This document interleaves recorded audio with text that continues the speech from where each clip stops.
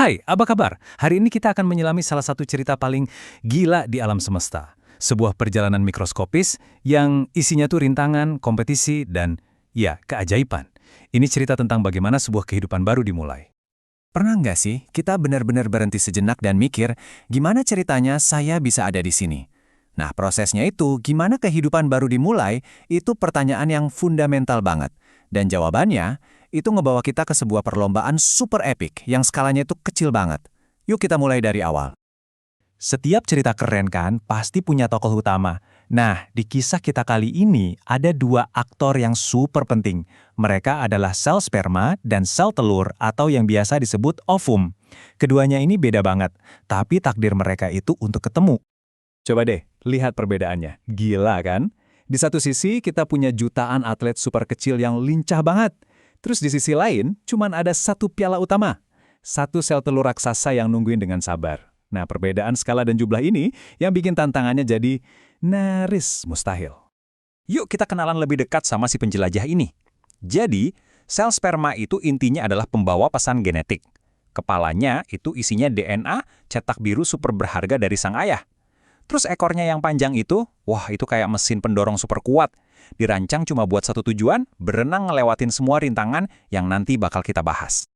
Dan inilah hadiah utamanya, si ovum. Ini tuh sel terbesar di tubuh manusia loh. Penuh banget sama nutrisi yang dibutuhin buat memulai kehidupan baru. Dia nggak kemana-mana, dia cuma diem, nungguin siapa pemenang dari perlombaan akbar ini. Oke, semua pemain udah siap di garis start. Sekarang saatnya memulai balapan paling ekstrim di alam semesta. Ini bukan sekedar perjalanan biasa, ini tuh maraton buat bertahan hidup. Coba lihat angka ini. 250 juta, kebayang nggak? Itu lebih banyak dari seluruh populasi Indonesia loh. Dan semuanya memulai perjalanan ini dalam satu waktu yang sama.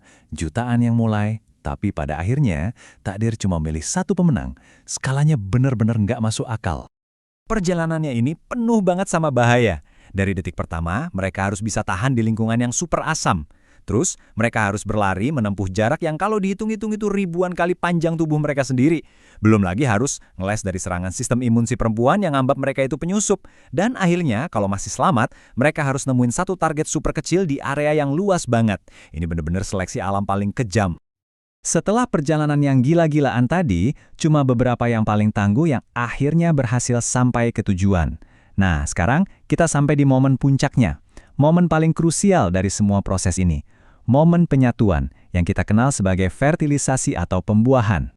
Prosesnya ini mirip kayak ngebuka kunci yang super rumit. Pertama, sperma harus ngeluarin enzim khusus buat ngelembekin dinding luar sel telur. Kayak kunci kimia gitu. Begitu satu sperma berhasil masuk, pintunya langsung dikunci buat yang lain. Udah, nggak ada yang bisa masuk lagi. Membrannya nyatu, dan disitulah keajaiban terjadi. Dua set materi genetik dari ayah dan ibu akhirnya gabung jadi satu. Jadi satu cetak biru kehidupan yang benar-benar baru. Dan inilah hasilnya. Tepat di saat penyatuan itu terjadi, sebuah entitas baru lahir. Namanya zigot. Ini adalah satu sel pertama dari seorang individu baru yang bawa cetak biru genetik yang unik banget, kombinasi dari kedua orang tuanya. Tapi tunggu dulu, ceritanya belum selesai. Malah sebaliknya, sebuah perjalanan baru justru baru aja dimulai. Si zigot yang baru jadi ini nggak bisa diam aja. Dia harus ngelakuin perjalanan penting menuju rumah barunya. Dan perkembangannya itu cepet banget loh. Cuma dalam 24 jam pertama, satu sel ini udah jadi 2, terus 4, dan seterusnya, terus membelah. Dalam beberapa hari aja, dia jadi bola sel padat yang namanya morula, bentuknya kayak buah arbe kecil gitu. Terus, dia berubah lagi jadi blastokista, semacam bola berongga yang lebih kompleks. Dan semua transformasi luar biasa ini terjadi sambil dia terus bergerak, jalan menuruni tuba falopi menuju rahim. Setelah jalan-jalan kurang lebih seminggu, si blastokista ini akhirnya sampai di tujuannya, rahim.